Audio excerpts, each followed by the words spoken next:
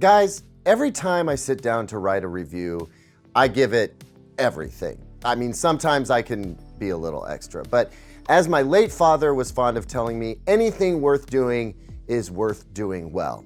But this review, this one's a little different. The LG G4 OLED EVO is something special, so it deserves a special review because guys, LG did it. They finally did it. Stick around.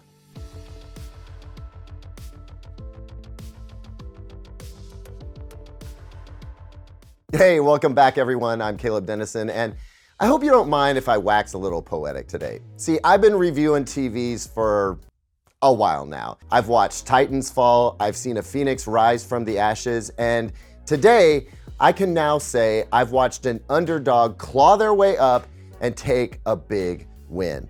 The LG G4 OLED TV is only the second TV I've thoroughly tested this year, but I have zero doubt it is a finalist for the best TV of 2024. After all the comparisons and shootouts are over, I won't be surprised if the LG G4 takes the throne. But whether it does or not, it's already a winner because it represents a monumental achievement for LG. By the end of this video, you'll know exactly what I mean. But for now, we need to get on with this TV review. So let's have some fun. Now, for sure, LG has the new OLED M wireless series of this same build, but I still tend to think of the Gallery series here as LG's flagship. And as LG's flagship TV, it's got the best of everything built in.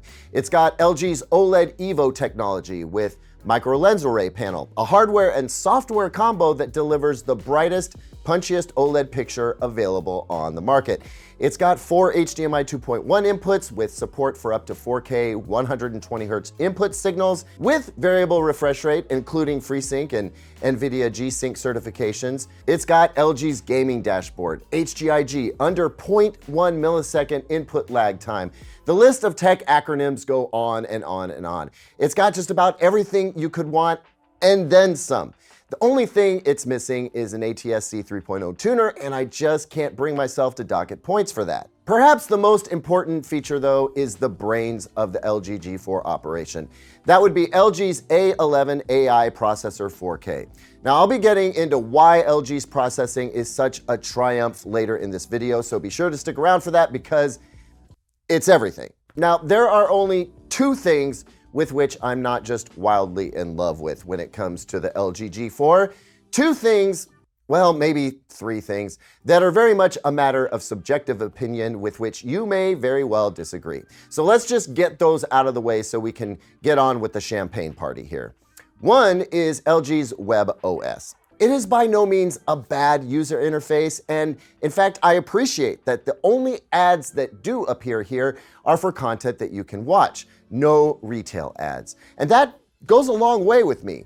I'm just not in love with the look and feel of this. It's little things, like the fact that the streaming apps section is comprised of the smallest icons on the page.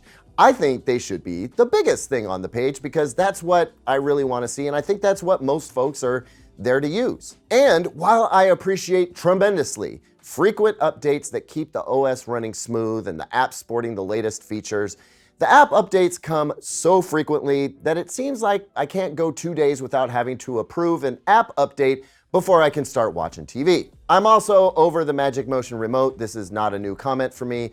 I know it makes LG different and it helps it stand out, but it's just not my cup of tea. And then there's the TV's sound, which can be impressive in many ways, but which I found to be frustrating more often than not.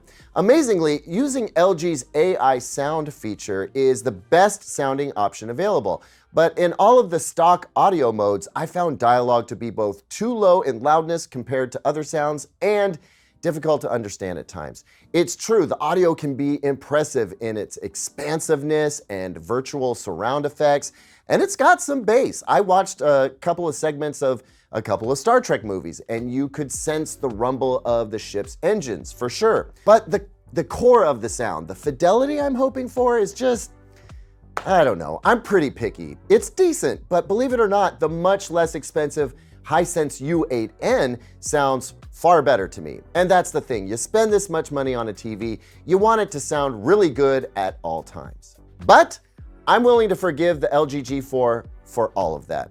I mean, I prefer to use an Apple TV box with my TVs anyway. I almost always have at least a soundbar connected. And as for the remote, well, there's just no way I would want to miss out on this picture quality. So if this picture quality comes with this remote, so be it. I'll live, and I will live quite happily. Because the unmitigated truth is, the LG G4 OLED TV more than earns every penny you spend on it with its picture quality alone. The G4 is the finest TV LG has ever made, and I'm inclined to say it has the best picture quality I've ever seen. Now hold on, I know some of you out there may be picking your jaws up off the floor because I have given similar praise to the Sony A95L OLED TV. And make no mistake, I'm not making a final determination on which is better between the LG G4 and the A95L until I have put them head to head.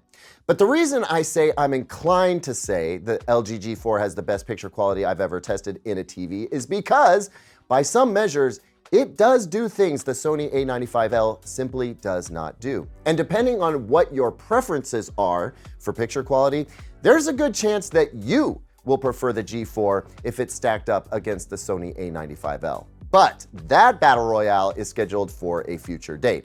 It's time to get down to brass tacks with the LG G4 here. And brass tacks may as well be code for what's coming next, which is, of course, numbers for nit nerds. Now, if you're not a super TV geek and you don't want to hear about things like peak brightness and HDR, tone curve adjustments, EOTF tracking and such, worry not, you can skip ahead to the picture quality section of this review by clicking the timecode link down below. I'll sum up my findings and you'll still know everything you need to know about why the picture quality is so outstanding on this TV. But for those of you who get geeked when I bust out the Spectro and the colorimeter and the Cowman, well, here we go. Okay, so here's the deal, nit nerds. The peak brightness measurement numbers on the LG G4 are borderline meaningless. That's because the test patterns we have to work with are of zero interest to the A11 AI processor, which makes all the decisions about how brightness is going to work on this TV, and it only works when there's real content on the screen. So I'll go ahead and read some numbers off here, but stay focused on the color accuracy, color gamut, the white balance, all of which you already know are going to be excellent, because the peak white light measurements I'm about to get to will not be telling us about how bright this TV can be, and I will explain more about that later. With that said, here's the old measurement rundown with the charts included. Feel free to pause the video on the chart of your interest as we're gonna run through this stuff pretty fast. In stock SDR filmmaker mode, peak brightness from a 10% window, a reminder that this doesn't mean anything, just saying for reference, came in at 361 nits. That's after turning the eco setting off. Depending on how you tweak the settings though, or if you choose a different picture mode, this number can go as high as 650 nits. 2-point white balance in SDR stock filmmaker mode came in exemplary. Delta E around 1 for 30 and 100% stimulus, and even if you max out the brightness, it holds to under a Delta E of 2 on the high side, which again is exemplary. Grayscale, as perfect as I've ever seen coming out of the box, just incredible. Color primary accuracy, again, as good as I've seen without a calibration, just astonishing.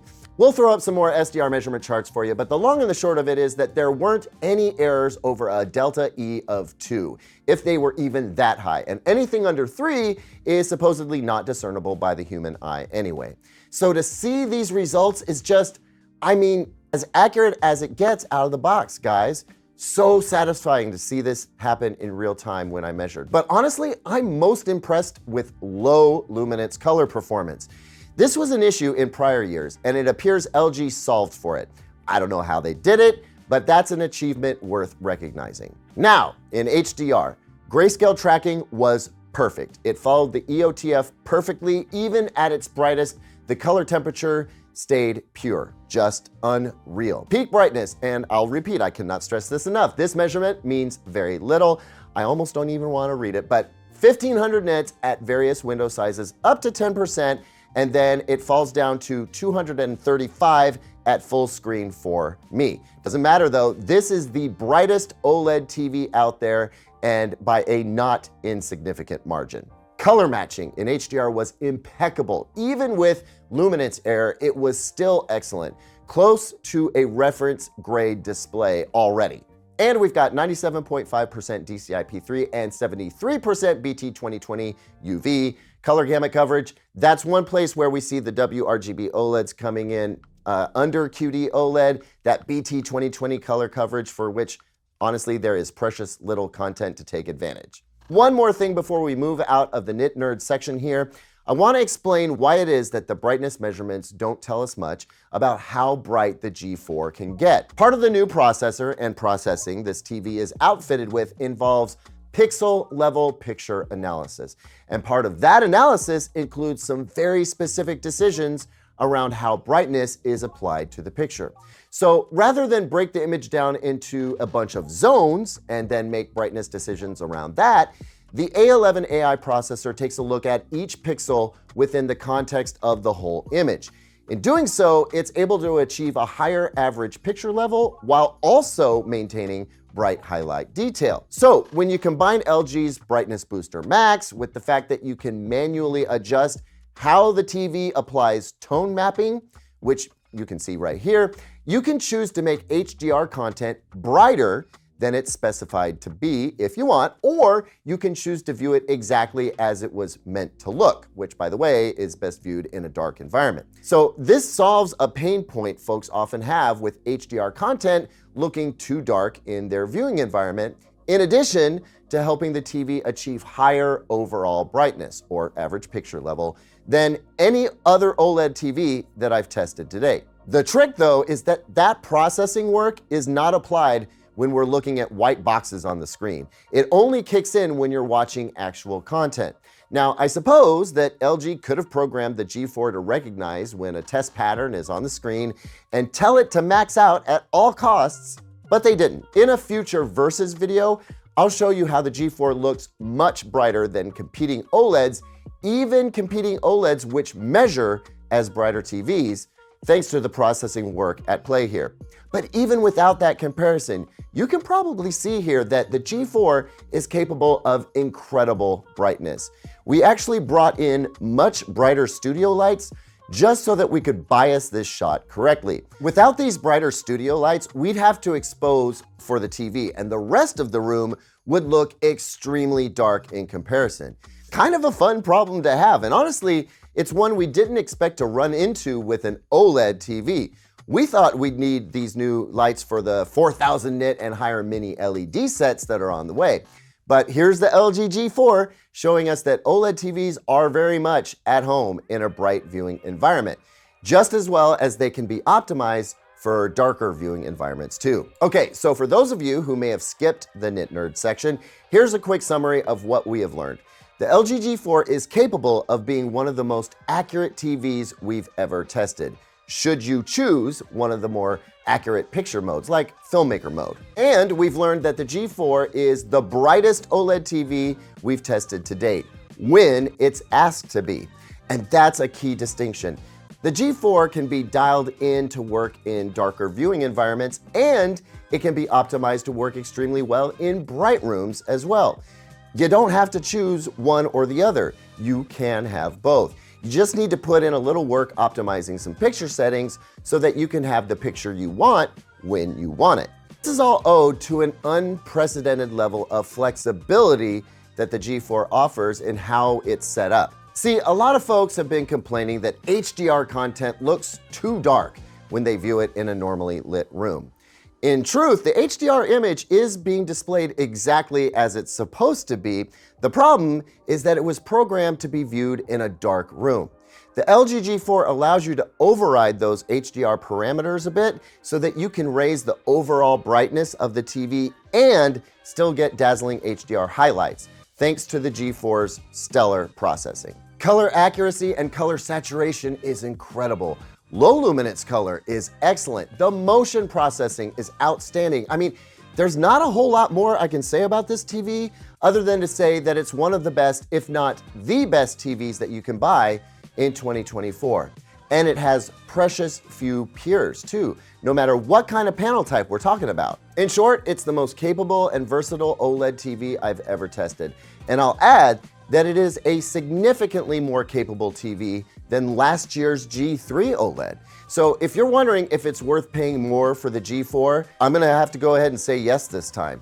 The G4 is quite an achievement and offers more revolution than evolution this year. And to make the G4 an even more enticing option, LG offers a 5-year warranty on the G4, and that warranty includes burn-in protection. So any concern that this TV's immense brightness capabilities could end up being a liability is significantly waylaid, knowing that if there is a burn-in issue, in spite of all the protections that LG puts into place, it will be covered in the first 5 years of ownership. I think that shows a pretty tremendous amount of confidence on LG's part, which I think fairly translates into confidence for the owner as well.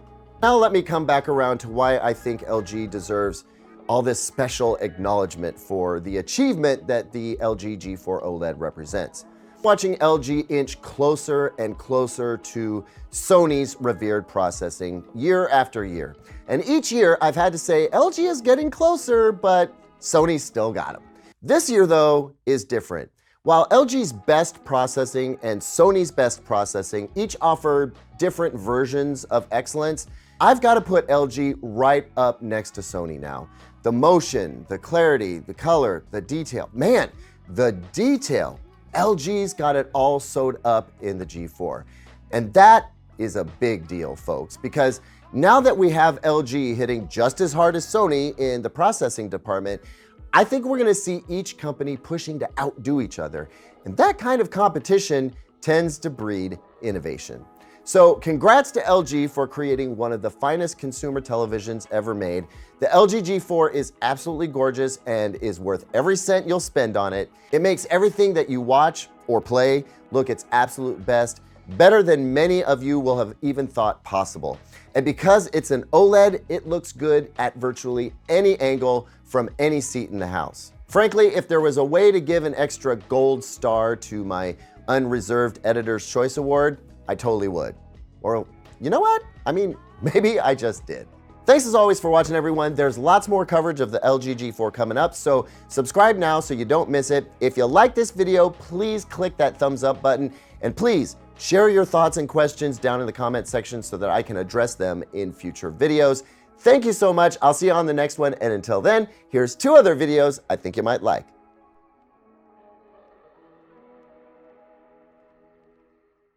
Turned down for what?